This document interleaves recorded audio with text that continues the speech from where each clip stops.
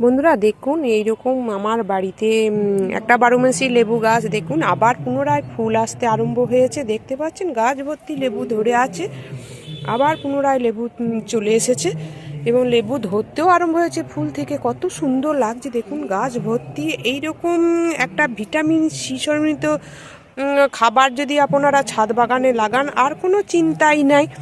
শীতে দুর্দান্ত একটা কাজ করবে। এই লেবু গাছ অবশ্যই আপনারা বাড়িতে লাগান। খুব সম্পূর্ণ একটা জৈব ঘরোয়া পদ্ধতিতে আমি এটা লাগিয়েছি। দেখুন কত সুন্দর,